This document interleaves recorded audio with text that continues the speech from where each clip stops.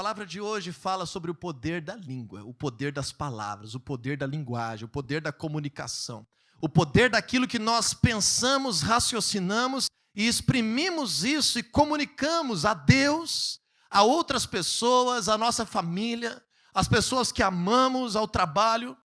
Pensa comigo que é por causa da tua comunicação, é por causa das tuas palavras que você consegue dirigir a tua vida a Deus, que você consegue estar na presença de Deus e usar a tua fé em oração. E quando nós falamos no poder da língua, eu não quero que você restrinja isso a simplesmente esse pequeno órgão do teu corpo que pode emitir sons, mas tudo aquilo que, em primeiro lugar, passa pela tua mente e se comunica. Nós hoje aqui estamos novamente com a palavra sendo simultaneamente traduzida em libras. E as libras também são uma língua, é uma linguagem, é uma forma de dizer palavras.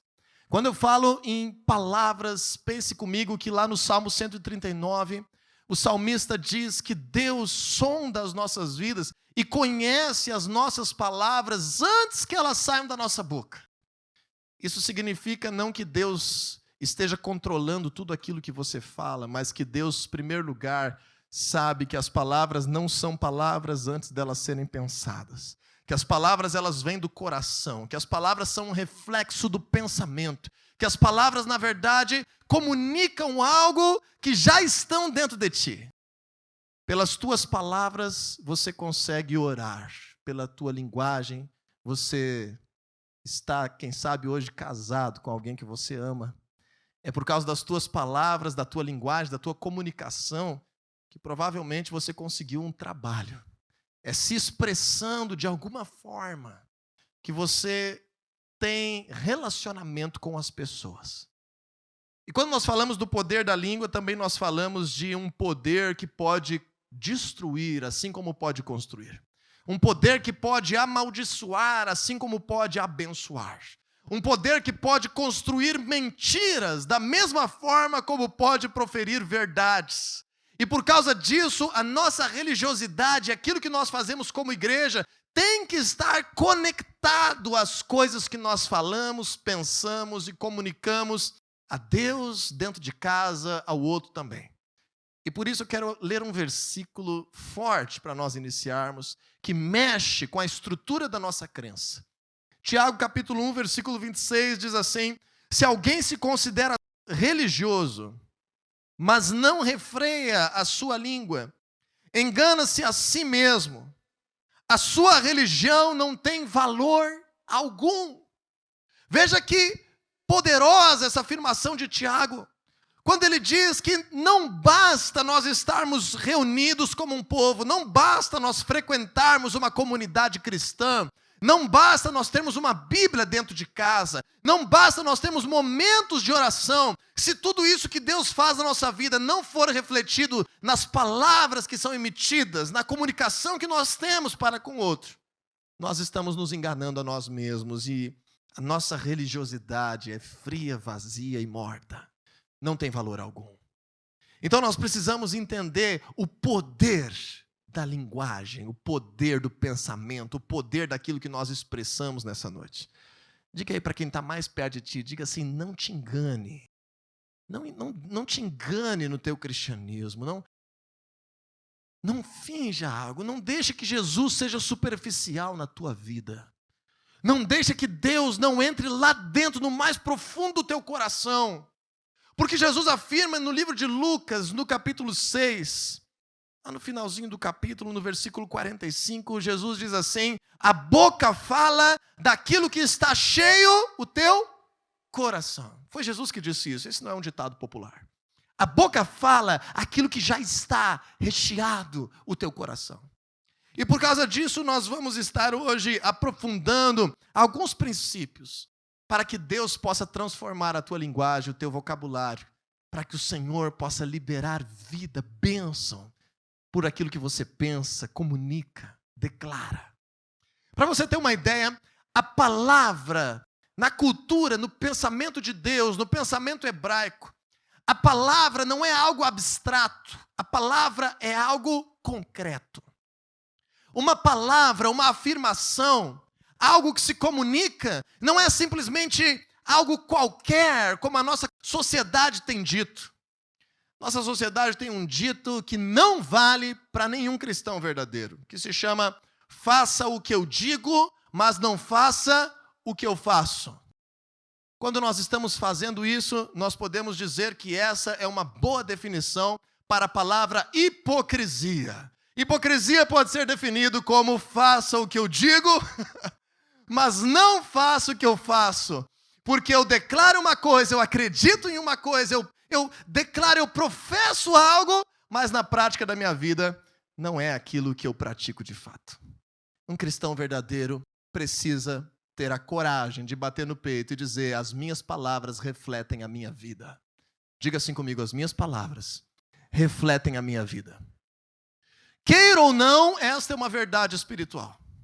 Porque para Deus as nossas palavras são a extensão do nosso ser comunicado ao outro. Nós vamos ver isso daqui a pouco no final da ministração. Para Deus as tuas palavras são você mesmo, de forma comunicada. Não são algo abstrato. As tuas palavras são você mesmo de forma comunicada. A partir disso eu quero que tu ande 2 capítulos para frente na tua Bíblia, por gentileza, no livro de Tiago ainda, mas no capítulo 3. Se você é cristão há alguns anos, como eu, na minha adolescência, era muito comum a igreja ter muitos momentos em que era falado de momentos assim, práticos comportamentais. Nós temos um cuidado de não falar demais nesses temas para que a igreja não se torne moralista. A minha intenção não é aqui te dizer o que tu tem que fazer e o que tu não tem que fazer, mas eu preciso te ensinar princípios de vida para que a tua fé seja saudável e madura. Nós estamos numa fase como esta, mas existem igrejas que por muitos anos pregam apenas dessa forma. E quando eu era adolescente, eu me lembro que quando o pastor subia no púlpito e falava: abra a sua Bíblia em Tiago 3... todo mundo já se olhava para o lado e dizia: hoje ele vai falar da língua. Que é um texto muito conhecido. Só que eu quero ler só alguns versículos desse texto contigo, do 2 ao 4, diz assim, Tiago 3, 2. Todos tropeçamos de muitas maneiras. Se alguém não tropeça no falar, tal homem é perfeito, sendo capaz de dominar todo o seu corpo. Faz uma pausa aí comigo. Em primeiro lugar, então, não te sinta mal com essa palavra. Você e eu tropeçamos no falar. Volta e meia, tropeçamos no falar. Eu preciso de Deus sobre o meu pensamento, sobre o meu falar. Tinha uma canção que nós cantávamos que dizia que Deus precisava vir sobre o meu falar, o meu pensar e o meu agir. E é isso que nós precisamos estar frequentemente sendo lembrados. Todos, de alguma forma, tropeçamos no falar. Versículo 3 diz assim: quando colocamos freio na boca dos cavalos, Tiago era bem direto, e eu creio que ele não desejava estar chamando os irmãos de cavalos, mas ele está aqui fazendo uma analogia forte. Ele diz assim: para que eles nos obedeçam, podemos controlar o animal inteiro. Quase que ele está dizendo uma analogia para nós, assim, se você controlar a sua língua, todo o teu corpo está sendo controlado. Ao mesmo tempo ele diz no versículo 4, tomem também como exemplo os navios, embora sejam grandes, impelidos por fortes ventos. São dirigidos por um leme muito pequeno, conforme a vontade do piloto.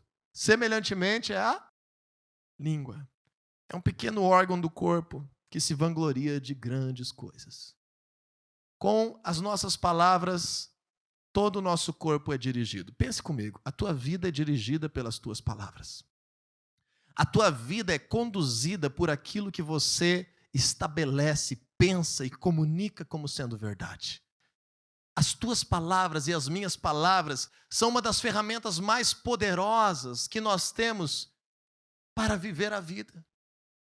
Os pensamentos expressos de alguma forma comunicam com Deus, comunicam com a família, comunicam com os filhos, comunicam com o cliente, comunicam com o médico, comunicam com todos. E agora, entendendo isso, deixa a tua Bíblia aberta aí, daqui a pouco nós vamos voltar. Eu quero falar contigo hoje 4 princípios fundamentais sobre o uso do poder da língua, das palavras, da comunicação na nossa vida. 4 pilares disso. Quero trazer 4 princípios básicos. Então, deixando a tua Bíblia aberta em Tiago, volta algum pouquinho no Novo Testamento para Efésios capítulo 4, por favor. No livro de Efésios, capítulo 4, nós vamos ver 2 versículos que nos trazem 2 princípios para as nossas palavras. O primeiro deles é no versículo 25, Efésios 4, 25. No paradoxo, verdade versus mentira, no uso das tuas palavras. É uma escolha minha todos os dias, é uma escolha tua em cada momento. Se você quer ser alguém que declara a verdade, ou se você quer aproveitar e usar as tuas palavras para proferir mentiras. Se eu perguntar aqui hoje, quem quer ser um mentiroso nessa terra? Dificilmente alguém levantaria a mão. Mas diante de uma situação que te envergonha, diante de uma situação difícil, diante de um erro, diante de algo que te constrange, muitos de nós somos compelidos a falar algo que não é verdade para que venhamos respaldar o nosso orgulho. Mas o cristianismo não é assim. Antes de lermos ainda, deixa eu te dizer que lá no livro de Provérbios, a palavra de Deus declara que existem algumas coisas que Deus detesta, que Deus abomina. 2 coisas que Deus abomina ligadas às palavras são a língua mentirosa e aquele que causa discórdia entre os seus irmãos. 2 coisas que Deus detesta são palavras de mentira e palavras de intriga. E quando nós lemos isso de forma mais prática em Efésios capítulo 4, versículo 25, leia comigo. Portanto, cada um de vocês deve abandonar a mentira e falar a verdade ao seu próximo, pois todos somos membros do mesmo corpo. Enquanto que a mentira é um padrão desse mundo, para que as pessoas tirem vantagem para a sua vida. O uso das palavras é algo visto hoje como superficial, como algo que é uma ferramenta que eu posso me dar bem. Muitas pessoas trabalham em cima da mentira. Vendem um produto em cima de uma mentira. Sustentam o seu casamento em cima de mentiras. Paqueram a menina em cima de uma mentira. Criam seus filhos em cima de mentiras. Estão na igreja cheio de mentiras. Para que o orgulho não seja ferido, para que a história não seja revelada, para que alguma coisa não aconteça de acordo com o que se pensa, mas aí nós estamos sendo os deuses de nós mesmos e fazendo algo abominável. E sempre que nós mentimos, é uma plantação no mundo espiritual. Nós iremos colher o fruto daquilo que nós estamos fazendo, porque nos afasta de Deus. Então o apóstolo Paulo está falando de uma forma muito direta. Você deve abandonar a mentira e tomar a decisão, simplesmente tome a decisão de falar a verdade. Por que a verdade é uma decisão? Que não importa quão difícil seja a história, a verdade sempre será a verdade. Contudo, nem sempre nós precisamos dar explicações para qualquer pessoa que nos pergunte. Às vezes a pessoa prefere inventar uma mentira do que dizer, eu não vou falar contigo sobre isso. Eu não vou te dar essa resposta porque essa é uma questão particular. Isso eu não vou te falar, porque não está aqui ligado ao assunto pertinente à nossa conversa. Isso não é mentira. Não precisamos falar para todos todas as coisas, mas nós não precisamos e não podemos usar a mentira para sustentar relacionamentos. Um cristão que tem mentira no seu vocabulário e na sua realidade é uma pessoa que não tem credibilidade. É uma pessoa que não tem respeito. É uma pessoa que não é honrada. É uma pessoa que cai num hábito, num vício de inventar algo para se promover na história. Quando nós pensamos sobre isso, nós vemos Jesus falando que aqueles que mentem são filhos do diabo, porque o diabo é que é o pai da mentira. E que o Senhor é o Deus da verdade. Eu tomei uma decisão na minha vida, que da minha boca só sai verdade. E às vezes, essa é uma decisão difícil de tomar. Mas eu te desafio nessa noite. Precise de Deus.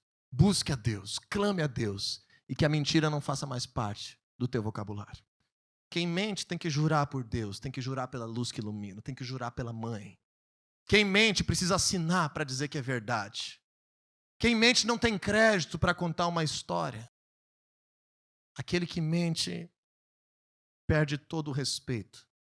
É como aquela história daquela criança que todos os dias mentia que um ladrão havia entrado em casa. As primeiras vezes os pais saíam correndo, iam ver o que era. E não era nada. O dia que o ladrão chegou de verdade, a mesma criança foi mensageira da notícia. Qual é a importância que a família deu para essa notícia? Nenhuma. E aquela família foi vítima de violência. Porque no dia que a verdade precisou ser expressa, a credibilidade não acontecia mais. Quando a gente entende isso, nós precisamos decidir ser cristãos que da nossa boca só saia a verdade. Você precisa construir uma história de credibilidade para que dos teus lábios só saia a verdade. Você precisa tomar essa decisão hoje, de que da tua boca só saia a verdade, para que você possa ter um coração tranquilo em Deus e não deixar que uma mentira cause outra mentira, porque essa é a tendência. A mentira vem e causa outra mentira, e causa outra mentira, e encobre um erro, e encobre um outro erro. E quando vê, você está num emaranhado na tua vida desnecessário. O segundo paradoxo que eu quero trazer nessa noite está no versículo 29. Sobre as questões de pureza e impureza nos teus lábios.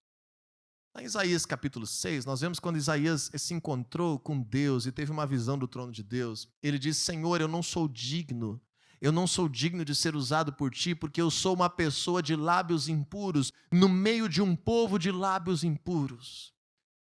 Talvez nós podemos dizer coisas parecidas hoje. Muitos de nós, somos ou fomos pessoas de lábios impuros, no meio de um povo de impuros lábios. É normal haver hoje uma linguagem promíscua, uma linguagem suja, uma linguagem que vai para o xingamento, que tende àquilo que na nossa língua nós chamamos de palavrão. Palavrão não é uma palavra longa, mas é uma palavra indecente, indelicada, suja. Vou te contar uma história. Eu me converti muito novinho. Na verdade, eu me converti por causa da decisão da minha mãe de se converter. Estava contando hoje no nosso treinamento de liderança que eu me converti num contexto de célula, mesmo que não se chamava célula. A gente se converteu numa reunião caseira que estava sendo feita. E eu tinha em torno de 8, 9 anos de idade. E aquela igreja que era representada naquela célula era uma igreja que estava em Porto Alegre e nós não tínhamos um cuidado tão direto. Não era bem uma célula, não é como a estrutura que a gente tem hoje.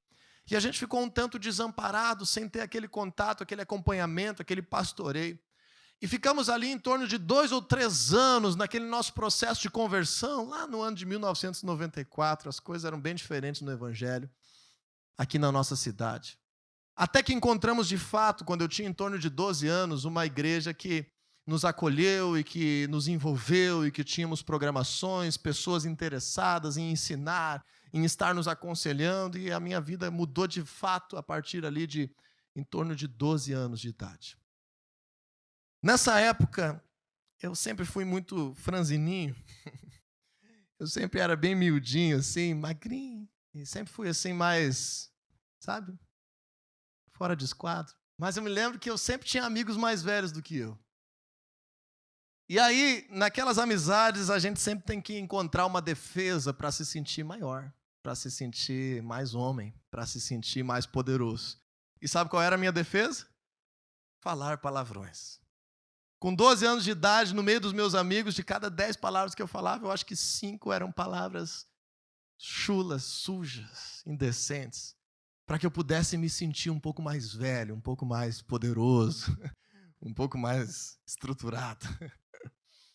Eu me lembro que normalmente quando eu jogava bola eu era muito desbocado, como pré-adolescente, porque eu não acertava. E não acontecia aquilo que eu imaginava. Me lembro de uma cena, para você ter uma ideia, para a gente descontrair um pouquinho e você lembrar desse motivo e me lembrar dessa palavra inteira. Nós fomos jogar futebol de campo, eu fui jogar a primeira vez, e todos os meus amigos eram mais velhos do que eu. E eu tinha ali meus 11, 12 anos. E nós enfrentamos um time de uma outra vila. E eu morava ali na Vila São Lucas. E aí então nós estávamos naquele jogo e me colocaram de centroavante. Sabe aquele centroavante que tu coloca ele lá para ele não atrapalhar os outros 10? Me colocaram lá. Mas no segundo tempo, aos 46, 47 minutos, bem no finalzinho do jogo, houve um contra-ataque fulminante. O meu amigo, que era meu vizinho, que jogava bem, saiu na ponta direita, correndo com a bola. E foi. Eu disse, ele vai cruzar para mim, ele vai cruzar. E nós vamos fazer o gol. E estava 0-0 o jogo. E já estava acabando o jogo, e ele foi até a linha de fundo. E ele cruzou uma bola perfeita. E eu estava assim, quase que no segundo pau, e quando a gente tem 12 anos, aquela goleira parece do tamanho do mês que vem. E dessa altura e daquela largura. E o goleiro tentou sair antes de mim e furou. Agora tu imagina a cena, aqueles segundos eternos na minha mente, eu lembro até hoje. Aquela bola vindo, aquele goleiro vencido, aquele gol desse tamanho na minha frente. E eu com 12 anos, podendo ser o herói do time, daqueles que eram mais velhos do que eu. E daí eu cometi o maior erro da minha vida. Fechei os olhos. Nunca feche os olhos na hora de cabecear uma bola no futebol. Isso talvez não vai contribuir muito para a tua história, mas pega esse conselho, pode ser útil. Quando eu fechei os olhos, que eu nunca tinha cabeceado, eu pensei que eu poderia ter alguma coisa de problema, então, bem, nos olhos não vai pegar. Eu me direcionei àquela bola e eu disse, é agora, e vai dar gol. E aquele período parece que durou uns minutos, mas foi em menos de um segundo. Mas logo passou a euforia, que eu não sei como, mas aquela bola tinha algum defeito. Ela foi por cima daquele travessão enorme. Eu me lembro que eu fui o motivo de vários elogios do meu time inteiro durante toda a semana, e eu nunca mais fui convidado para jogar naquele time. Eu me lembro disso porque eu me lembro quão bravo eu fiquei e eu não tinha quem xingar. Quem é que tu xinga nessa hora? Aí eu xinguei tudo que eu poderia por meio da minha boca suja de um adolescentezinho que queria parecer alguém maior.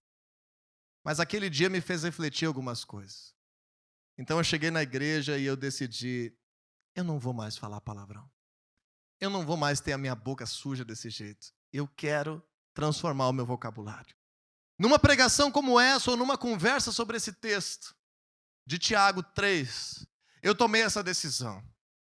E eu estou falando desse testemunho porque eu sei que o hábito de uma linguagem errada não se purifica em uma noite. Nós precisamos tomar essa decisão, mas nós precisamos trabalhar esse hábito, trabalhar o nosso comportamento, trabalhar a nossa linguagem, buscar a Deus para isso. Te falo isso porque eu levei em torno de 4 meses para conseguir não deixar mais escapar nada de palavras torpes da minha boca. Diz ali a palavra em Efésios 4:29, nenhuma palavra torpe, é isso que a Bíblia fala como aquilo que nós conhecemos hoje como palavras indevidas, palavrões, xingamentos. Nenhuma palavra torpe saia da boca de vocês, mas apenas aquela que for útil para edificar os outros, conforme a necessidade, para que conceda graça aos que ouvem. Na minha vida, eu era adolescente. Esse foi um processo que levou em torno de 4 meses. Sabe o que me entristece? Quando eu chego perto de cristãos de 1 ano, 2 anos, 3 anos, 4 anos, 5 anos de vida de fé, eles não conseguiram ainda entender que da sua boca só tem que sair a verdade e palavras de pureza. Se decida nessa noite a converter a tua boca. Se decida nessa noite a ser um homem ou uma mulher que mesmo nos momentos de pressão e de estresse, você não baixa o calão, o nível das tuas argumentações, da tua linguagem.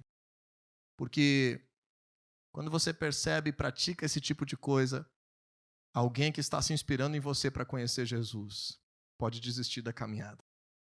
O teu filho que escuta você falar que tem que fazer o que é certo pode entender que você diz e não faz. As pessoas que estão na tua célula que você está evangelizando, o teu colega de trabalho, que quem sabe no mês que vem tu iria falar de Jesus para ele, não vai te dar tantos ouvidos assim, porque a tua linguagem está dizendo outra coisa. Decida purificar os teus lábios. O salmista diz assim, Senhor, coloca um anjo à porta dos meus lábios.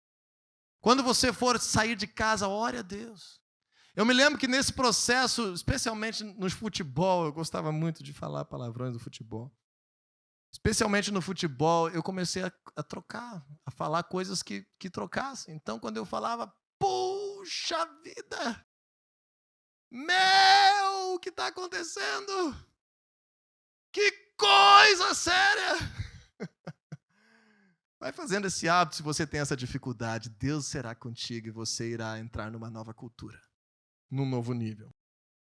Mas talvez o centro do que eu tenho para falar hoje está voltando em Tiago, capítulo 3, versículo 10. Tiago 3,10 diz assim, Da mesma boca procedem bênção e maldição. Meus irmãos, não pode ser assim.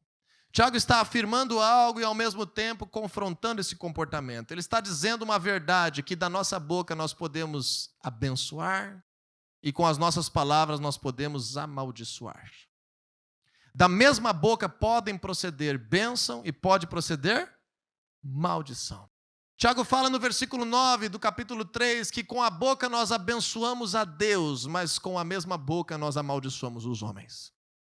Entenda que você tem poder de abençoar e amaldiçoar. É em você que está o poder de liberar palavras de bênção sobre o teu casamento, palavras de bênção sobre os teus filhos, palavras de bênção sobre o teu trabalho, palavras de bênção sobre o teu chefe, palavras de bênção sobre a tua célula, sobre o teu pastor, palavras de bênção sobre os teus colegas. Mas você também tem a capacidade de liberar palavras malditas, palavras de julgamento, palavras más, palavras que vão destruir ao invés de construir. E principalmente se você tem autoridade naquele ambiente onde você está se pronunciando, isso se transforma de fato em bênção ou em maldição. Você tem sim autoridade dentro da tua casa para liberar bênção ou maldição.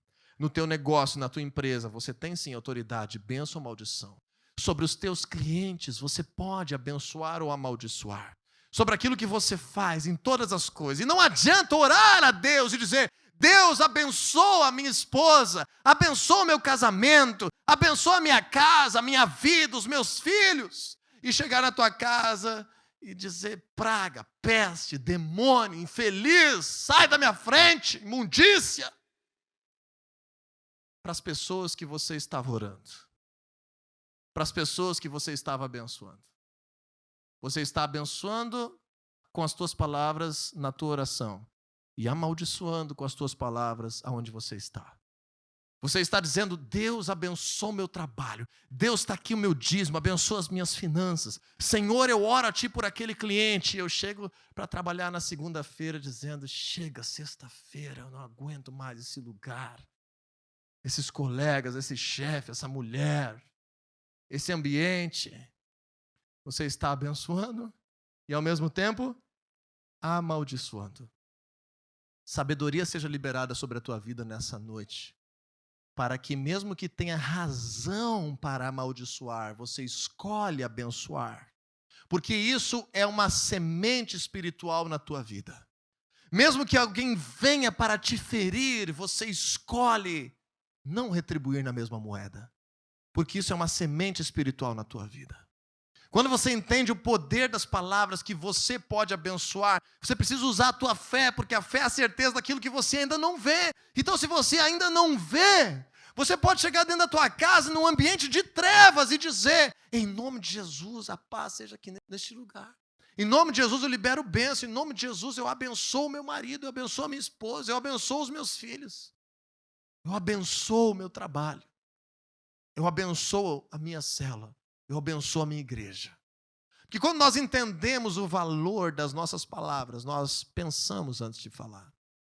Quando nós pensamos antes de falar, nós temos a oportunidade de escolher o último paradoxo dessa noite. Provérbios capítulo 12, versículo 18. Abra comigo lá. Provérbios 12, 18 diz assim: há palavras que ferem como espada, mas a língua dos sábios traz cura. Existem palavras que ferem, que machucam, que destroem. E existem palavras que restauram, que curam, que constroem. Qual é a diferença das palavras de maldição, das palavras de crítica, para as palavras que ferem? A diferença é que a maior parte das pessoas na sociedade que critica não tem coragem nem hombridade de falar para quem interessa. E isso se torna fofoca. Fala para quem não interessa. Na frente da pessoa existe uma hipocrisia, uma falsidade. E não fala aquilo que pensa de fato, mas fala para outro. Não se engane, quando você fala mal de outro, vão falar mal de ti. Não pense que você é diferente, você está cultivando o ambiente de fofoca. Você está estimulando o ambiente de julgamento. Não esteja na roda que para pegar o chimarrão tem que ajudar a falar mal de alguém. Sai dessa roda. Tem outras rodas mais interessantes. Não te contamina como cristão, porque aquilo que você ouve tem o poder de entrar no teu coração. E quando você deixa entrar no teu coração, você emite julgamentos, e às vezes esses julgamentos são equivocados, e você passa a sua vida te equivocando e deixando de construir coisas poderosas. Mas quando nós temos a opção de estar frente a frente com quem nós nos relacionamos e com quem nós amamos, é mais sério ainda. Porque com essas pessoas nós podemos, naquele exato momento, feri-las, machucá-las, naquele exato momento, magoá-las, mas também podemos curar, podemos restaurar, podemos bendizer, podemos perdoar, podemos nos arrepender. Tudo isso por meio da nossa linguagem. Provérbios capítulo 12 diz que há palavras que ferem, mas também há palavras que curam. Não deixe que as tuas palavras firam mais do que curem. Escolha nessa noite, escolha prestar atenção nas tuas palavras, escolha pedir que Deus vigie o teu vocabulário. Quando alguém vier para te ofender, escolha não pagar na mesma moeda. Quando alguém inventar algo sobre ti, escolha não inventar algo também sobre essa pessoa. Porque essa é uma lei espiritual.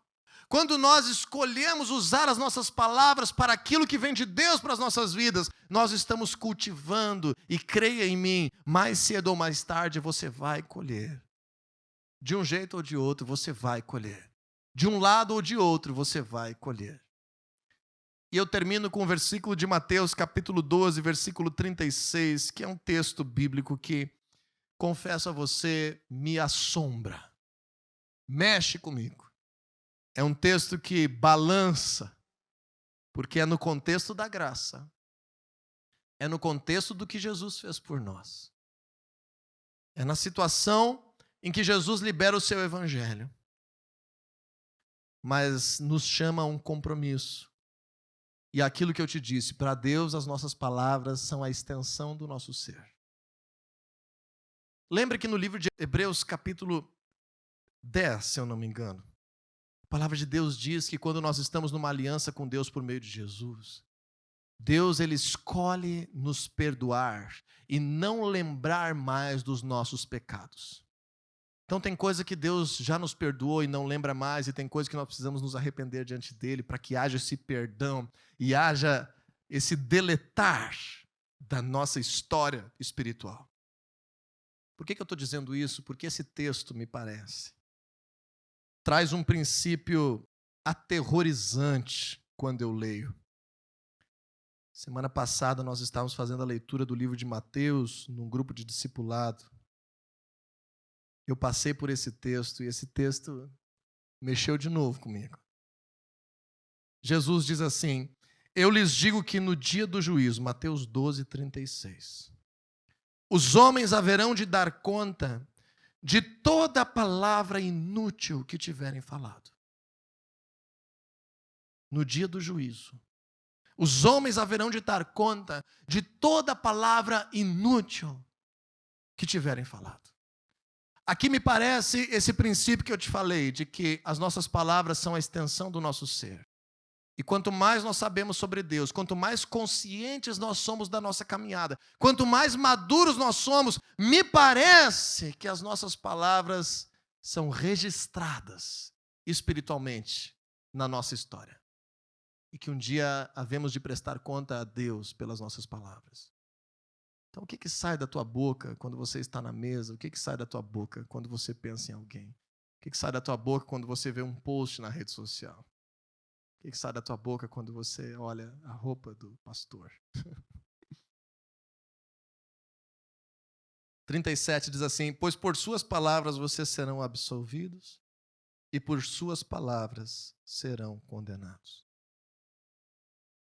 No julgamento do grande dia, a argumentação diante do juiz já terá sido dita no passado. A argumentação diante do juiz não será naquela hora. A argumentação diante do juiz já está registrada no passado. Pelas suas palavras serão absolvidos. Pelas suas palavras serão condenados. Mas, Senhor, em teu nome expulsei demônios, em teu nome eu curei enfermos, em teu nome eu preguei o evangelho. Como é que Jesus diz sobre aqueles que eram hipócritas na sua vida no seu coração, com sujeira, com imundícia dentro de si, no seu comportamento, sai da minha frente, eu não te conheço, não sei nem quem tu é. Não me importa o que tu fez, importa teu coração. Em segundo lugar, vai importar o que nós fizemos. Mas em primeiro lugar, vai importar o nosso coração. E por isso que eu finalizo com o mesmo texto que nós falamos no meio. Lucas 6,45, Jesus declara: a boca fala daquilo que o coração está cheio. Então, se você tem percebido que das tuas palavras têm saído palavras de maldição, que da tua boca têm saído palavras de fofoca, palavras de injustiça, palavras de julgamento, palavras de crítica, mentiras, palavras que ferem, palavras que destroem. Se você tem tido esse discernimento nessa noite, não queira se culpar e fazer técnicas para mudar isso forçosamente, porque antes delas serem proferidas, elas já estão aqui dentro. Antes delas serem expressas, elas já estão aqui. Mas claro, deixa eu te dar um conselho. É pior pensar e falar algo ruim do que apenas pensar. É pior. Então, quando você pensar algo, evite falar que seja desnecessário. Mas peça para Deus. Envolva Deus no teu vocabulário, envolva Deus na tua linguagem. E se você tem percebido que essa palavra falou contigo hoje, a boca fala o que o coração está cheio.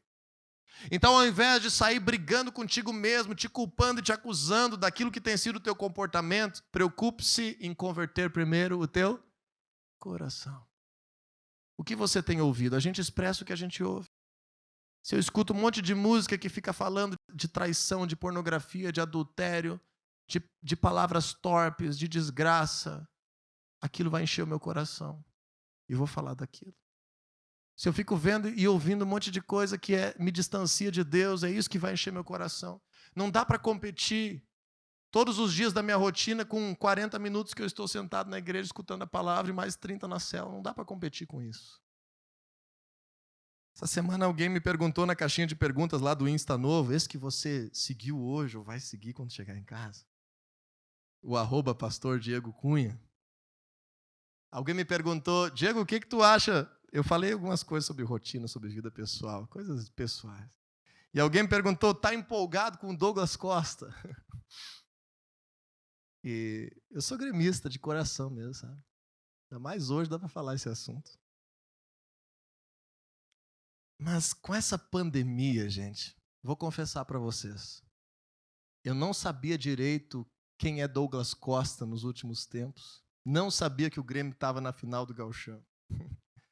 Não sabia que tinha fechado negócio. Não é pecado saber, você pode saber. Mas eu decidi nesses últimos tempos, eu não tenho olhado televisão praticamente. Esse jornalismo aí esdrúxulo, hipócrita, sujo, esquerdopata, amaldiçoado em suas palavras, eu não deixo entrar mais no meu coração. Páginas que eu seguia no Facebook, no Instagram, de gente que fala asneira, eu deixei de seguir. E ontem eu não sabia responder essa pergunta. Eu disse, olha, eu acho que é bom. Não é problema a gente estar por dentro dos esportes, estar por dentro das notícias.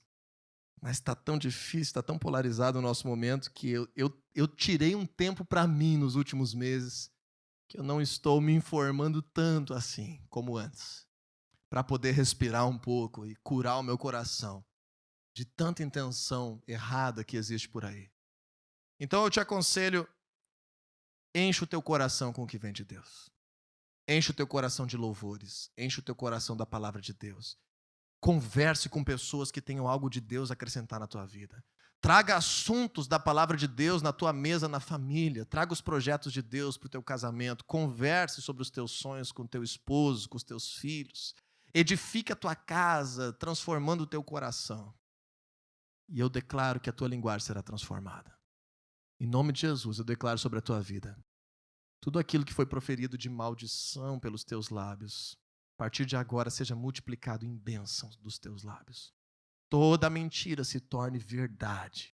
Eu declaro diante de mim homens e mulheres de credibilidade, que falam a verdade, que assinam embaixo do que falam, porque tem coerência na sua vida. Graças a Deus, na história da família da fé, nós não temos nenhuma nenhum caso, nenhuma história de problemas estruturais envolvendo fofoca, difamação, contenda. Então, se você está nesse lugar, você está num lugar de uma linguagem do reino de Deus. Que essa linguagem alcance a tua casa, alcance o teu trabalho. Que no teu trabalho você seja conhecido como aquele que tem uma linguagem diferente, uma linguagem de Deus. Que dos teus lábios saia muita coisa boa, que abençoe muita gente. Milagres vão sair dos teus lábios, curas vão sair dos teus lábios. Em nome de Jesus, transformação de casamentos vai sair dos teus lábios. Restauração na vida de pessoas vai partir dos teus lábios. E se houver um deslize, porque todos tropeçamos na maneira de falar, busque a Deus. Busque a Deus. Precise de Deus no teu dia a dia. Theo Hayashi fala uma pregação, essa semana nós estávamos conversando, alguém me contou, numa pregação ele disse assim, depois que a gente decide seguir Jesus de verdade, a gente nunca mais consegue pecar gostoso. O que é o pecar gostoso que ele ensinou nessa pregação? É pecar desfrutando do pecado sem que o Espírito Santo te mostre, olha, isso não está legal. Então eu declaro por meio dessa palavra sobre a tua vida, que a partir de hoje, na tua linguagem, cada deslize, o Espírito Santo vai estar contigo te ajudando a restaurar, te ajudando a curar, te ajudando a superar. E você está se tornando um homem e uma mulher de Deus inabalável. Que as trevas não têm legalidade, que o Senhor libera sobre ti palavras de bênção em nome de Jesus.